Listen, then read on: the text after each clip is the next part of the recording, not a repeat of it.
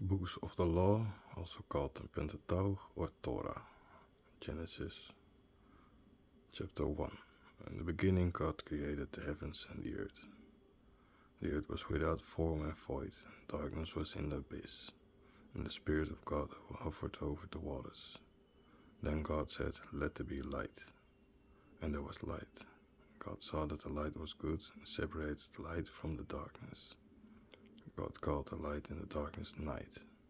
So dawn and morning were the first day. Then God said, "Let there be a firmament in the midst of the waters, and separate the waters from the waters." God made a firmament and separated the waters that were below the firmament from the waters that were outside the firmament. God called the firmament Heyoin. Thus dawn and morning were the second day. God said again, "Let the waters under the firmament be gathered into one place, and let the dry land appear." And so it was. And God called the dry land earth, and called the place where the waters were gathered seas. And God saw that it was good. Then God said, "Let the earth bring forth the sprout of the sowing, herbaceous tree, the fruitful tree, which bears fruit according to its kind, which has its seed in itself on the earth." And so it was. The earth brought forth the shoot of the herbaceous tree that sows according to its kind, and the fruit-bearing tree, which has its seed in itself according to its kind. And God saw that it was good. So the dawn and the morning were the third day. And God said, "Let there be lights in the firmament of the aeons, to separate the day from the night, and let them be for signs and for seasons, and for days and for years. And let there be lights in the firmament of the plateau, to give the light to the earth." And so it was. Then God made two great lights, the greater light to rule the day, and the lesser light to rule the night. He also made the stars, and God set them in the firmament of heaven, to shine upon the earth, to govern the day and the night, and to separate the light from the darkness. And God saw that it was good. So dawn and morning were the fourth day. Then God said, "Let the waters bring forth in abundance all the reptiles that have life, and let the fauna fly over the earth into the open firmament of heaven." Then God created the great whales, and every moving thing, which the waters brought forth in abundance according to their kind, and every animal bound according to its kind. And God said it was good. Then God blessed them, saying, "Produce fruit and multiply, fill the waters of the sea, and multiply fish on the earth." So the afternoon and the morning were the fifth day. Moreover God said, "Let the earth produce living things according to their kind, cattle and what crawls, and the beasts of the earth according to its kind." And so it was. God made the beasts of the earth according to his kind, the cattle according to their kind, and all the reptiles of the earth according to their kind. And God saw that it was good. Then God said, "Let us make man in our image and likeness, and let him have dominion over the fish of the sea, over the fish of the earth, over the beasts, over all the earth, and over everything that creeps and moves on the earth." So God created man in his own image. In the image of God he created him. He created them male and female, and God blessed them, and said to them, "Bear fruit and multiply, and fill the earth and subdue it. Have dominion over the fish of the sea, and over the animals of the sea, and over every beast that prowls about on the earth."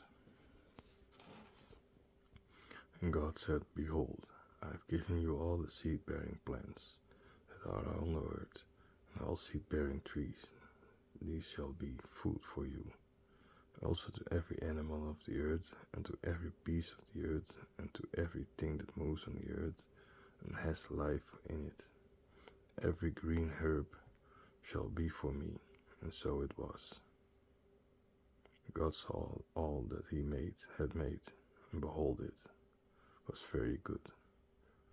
So the dawn and the morning were on the sixth day. Thus were the heavens and the earth and all their army finished. For on the seventh day God finished his work that he had done, and on the seventh day he rested from all his work that he had done. So God blessed the seventh day and sanctified it, because in it he had rested from all his work that God had created and done. These are the generations of the heavens and the earth, when they were created, in the day when the Lord God made the earth and the heavens, and every plant of the field before it was on the earth, and every herb of the field before it grew. For the Lord God had not made it to rain, nor was that there a man to till the ground, but a mixture came out of the earth, and watered the whole earth. The Lord God also made the man out of dust of the ground, and breathed into his face the breath of life. And the man was a living soul. And the Lord God planted a garden in the east, in Eden, and placed there the man who he had made. For out of the ground the Lord God made to grow every tree pleasant to the sight and good for consumption, even the tree of life in the midst of the garden, and the tree of knowledge of good and evil. And out of Eden came a river to water the garden, a river to water the garden, and from it there it was dewated and became 4 heads. The name of one of them is Phison. The same surrounds all of the land of Haelia, where the treasure is. The treasure of that country is good. There is bdellium and onyx stone. The second river, Riviera, is called Ion, and includes all of the land of Cush. Also the name of the third river is Hiddekel. This goes towards the eastern side of Ashur. And the fourth river is Parat. Then the Lord God took the man and put him in the Garden of Eden, that he might cultivate it and keep it. The Lord God commanded the man, "You shall eat freely of every tree in the garden, but of the tree of knowledge of good and evil you shall not eat. For in the day that you eat of it you shall die." The Lord God also said, "It is not good that the man should be alone. I will make him a helper fit for him." So the Lord God formed out of the earth all the beasts of the field and all the animals of the sea, and brought them to man to see what he would call them. For if a man gave a creature a name, that was his name. So the name gave a name that all the cattle, and to the fauna of the heavens, and to all the animals of the field. But for Adam he found no helper fit for him.